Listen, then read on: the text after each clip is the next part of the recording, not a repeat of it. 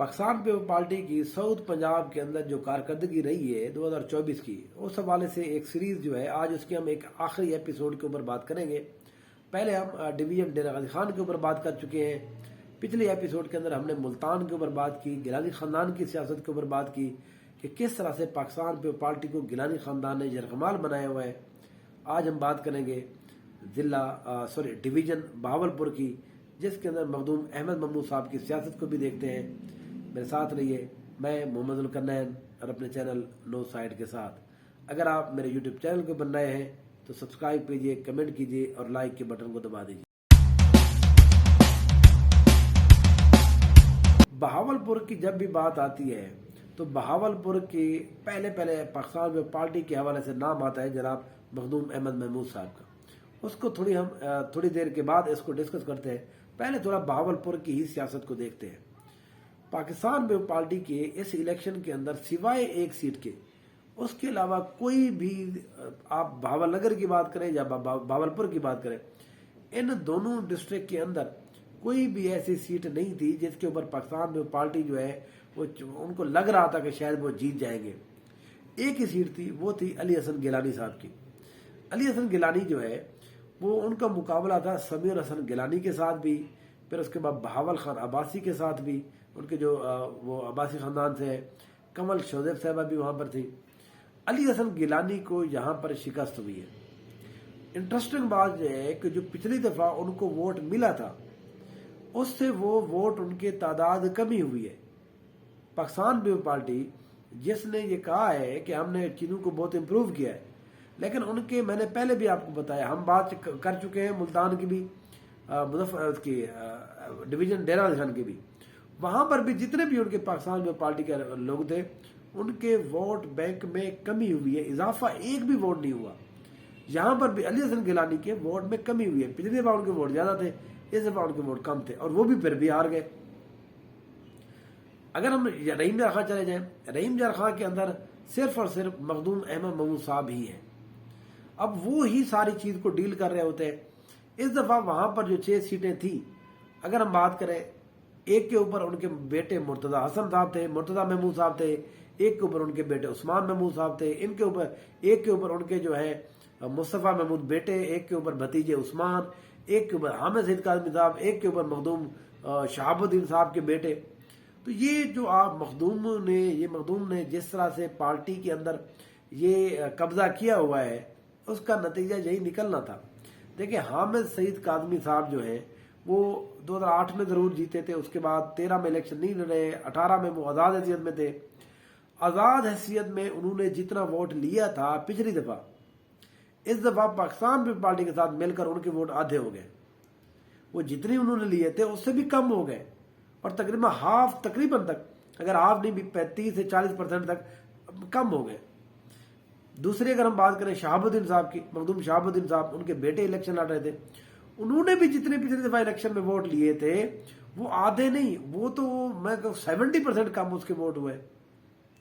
उसके अलावा उनके अपने जो एक भतीजे हैं जो उस्मान है, वो भी यहाँ पर हार गए। वो अजहर, मेरे ख्याल में वहां पर अजहर लगानी साहब जीते हैं।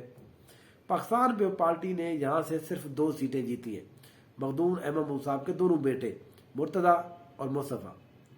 अब जो मुर्तजा वाली, वो जो मुस्तफ़ा वाली सीट है, वो तो ये हार चुके थे, वो क्लियरली ये हार चुके थे। इनको जबरदस्ती वहां पर जिताया गया है। नबील जो बैरिस्टर नबील डायर है, पीटीआई के जो हिमायत याफ्ता थे, उन्होंने इनको शिकस्त दे दी थी। लेकिन आखिर में क्या हुआ, इन्होंने ऐसा क्या किया, क्योंकि मैंने पहले भी बताया, गिलानी खानदान हो गया या मखदूम खानदान हो गया, ये दोनों खानदान जो है एस्टेब्लिशमेंट के बहुत करीब है। ये जब पार्टी के अंदर जाते हैं तो फिर ये डिक्टेट करते हैं, पार्टी को डिक्टेट करते हैं कि आपने ये करना है, आपने ये करना है। ये एस्टेब्लिशमेंट से चीजें पूछ के चल रहे होते हैं। ये ऐसा हो ही नहीं सकता कि मखदूम अहमद और गिलानी खानदान जो बात करे या सियासत करे, वो एस्टेब्लिशमेंट को जो है एतमाद में ना ले या उनसे पूछ कर ना कर रहे हो। तो इसी वजह से अब बहावलपुर के अंदर, रहीम जार खां के अंदर आप देखें, कोई भी नया बंदा इन्होंने वहां पर नहीं खड़ा किया। सारे वो लोग या तो मखदूम है, जो मखदूम अहमद साहब के साथ जिनकी रिश्तेदारी है, या उनके साथ जो पर्सनल किसी का ताल्लुक है। जो पार्टी का जेन्युइन वर्कर है, उनको टिकट्स नहीं मिल रहे।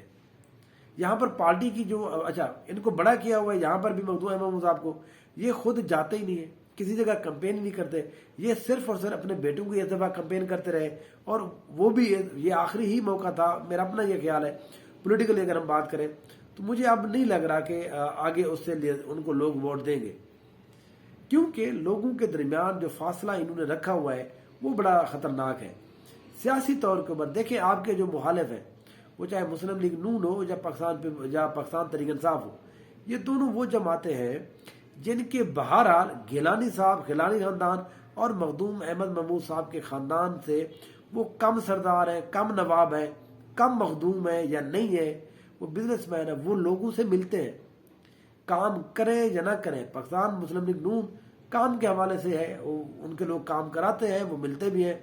پاکستان تحریک انصاف کے لوگ کام کی بجائے اس دفعہ وہ زیادہ عام ورکر ہوتے، وہ لوگ تھے جس طرح سے انہوں نے تبدیل کیا ہے۔ رحیم یار خان کے آپ اندر دیکھیں سارے لوگ انہوں نے تبدیل کیے ہیں، نبیل ڈیر صاحب آ گئے، ممتاز مصطفیٰ صاحب آ گئے، راجہ سلیم صاحب آ گئے، سوائے غوث محمد کے، وہ پچھلی دفعہ بھی الیکشن لڑے تھے۔ تو اس طرح سے انہوں نے اپنے لوگوں کو تبدیل کیا ہے۔ نئے لوگ جب آتے ہیں، نئی چیزیں جب آتی ہیں تو جو عام لوگ ہیں وہ آپ کے ساتھ انگیج ہونا شروع ہو جاتے ہیں۔ عام بندے کو بھی پتہ چلتا ہے کہ کل مجھے بھی ٹکٹ مل سکتی ہے۔ پاکستان پہ پارٹی ضرور دیتی ہے، ہمیشہ سے دیتی رہی ہے، اب بھی کسی نہ کسی جگہ پہ وہ دے دیتے ہیں، لیکن ایسا نہیں ہے کہ وہ کہیں کہ جی نہیں وہ۔ اب میں آپ کو بتاؤں، گیلانی خاندان کے بغیر آپ کسی ایک بندے کو ٹکٹ دے کر دیکھیں ملتان کے اندر، اسی طرح سے مخدوم احمد محمود صاحب کو کے بغیر آپ کسی بندے کو ٹکٹ، چاہے جتنا وہ آپ کا ورکر ہی کیوں نہ ہو، تو آپ ان سے پوچھتے ہیں پھر اس کے بعد دیتے ہیں۔ تو پارٹی کے اندر پاکستان پیپل پارٹی کو سب سے زیادہ جو نقصان ہے وہ یہی چیز پہنچا رہی ہے۔ آپ کو ہر ضلع کے اندر ایک ایم این اے، ایک ایم پی اے، اس طرح کے لوگ بہرحال اپنا فیس دینا ہوتا ہے، جس سے لوگوں کو لگے چلو بھی ہمارے سے اگر حلقے کے اندر ایک نواب کھڑا ہے تو لیکن ساتھ تو پارٹی نے کسی عام بندے کو ٹکٹ دیا ہے۔ تو اس طرح سے بھی جو پارٹی کے لوگ ہیں وہ تھوڑا سا زیادہ آپ کے ساتھ ورکنگ بھی کراتے ہیں، اور لوگ بھی آپ کے ساتھ مل جاتے ہیں۔ لیکن جہاں پر مخدوم احمد محمود صاحب بھی، اور پھر اس کے بعد معاملہ کیا ہے پارٹی کے اندر، پاکستان پہ پارٹی کے اندر اب یہ بات آ گئی ہے کہ وہ کسی بھی بندے سے حساب کتاب نہیں لیتے۔ یہ سب سے بڑی کمزوری اب پاکستان پہ پارٹی کی بن چکی ہے۔ گیلانی خاندان سے کوئی نہیں پوچھنے والا، آپ کے ذمے جب ملتان تھا تو آپ صرف آپ کے بیٹے ہی کیوں جیتے؟ پرابلم یہ ہے کہ رضوان ہانس کیوں نہیں جیتا؟ یہاں پر جو ہے وہ رانا محمود رسن کیوں نہیں جیتے؟ یا تو آپ نے ان کی سپورٹ نہیں کی، یا تو پھر اس کا مطلب ہے آپ نے کسی اور کے ساتھ بڑی پینگیں لڑائی ہوئی ہے۔ اسی طرح سے مخدوم احمد صاحب ہے، بندہ ان سے پوچھے بھی صرف آپ کے ہی بیٹے کیوں جیتے؟ اگر پارٹی کی طرف سے پارٹی نے آپ کو ذمہ داری دی ہے تو آپ کسی اور کے اوپر، آپ کے پاس پورا ٹائم ہوتا ہے۔ پچھلی دفعہ ہم نے دیکھا کہ ان کے دونوں بیٹے بنے، جواب بھی پھر ہوئی، حالانکہ ایک بنا چلو دوسرے کو جتا دیا گیا، لیکن سوال یہ کہ آپ نے پچھلے 5 سال میں پارٹی کے لیے کیا کیا ہے؟ ان سے جب تک آپ جواب دہی نہیں کریں گے، پارٹیز کے اندر جب تک جواب دہی نہیں ہوگی تو اس کے بعد رزلٹ اسی طرح سے آتے رہیں گے۔ نون لیگ کے ساتھ بھی یہی پرابلم شروع ہو گیا، لیکن وہ تھوڑا بہت چیزیں کرتے ہیں کیونکہ وہ ایک اور سٹائل کی پارٹی ہے جس کے اندر جو ہے وہ بزنس مین بھی ہوتے ہیں، وہ زیادہ کاروباری لوگ ہوتے ہیں، وہ اور طرح کے لوگ ہیں۔ پیپل پارٹی کی جو شناخت ہے وہ اور طرح سے ہے، لیکن ان کے اوپر جس طرح سے یہ دونوں خاندان آ گئے ہیں اب ان سے آپ جواب بھی نہیں لے سکتے۔ یہاں پر پاکستان تحریک انصاف کو ہم دیکھ چکے ہیں، اون آباد بپی صاحب سے پہلے ان کو تبدیل کیا گیا، یا وہ چھوڑے جب انہوں نے معین قریشی کو دیا۔ معین قریشی نے لوگوں کو ٹکٹ دی ہے، ڈی جی خان کے اندر تمام ورکر کو ٹکٹ ملے ہیں، کوئی ایک بندے سردار کو ٹکٹ نہیں ملا۔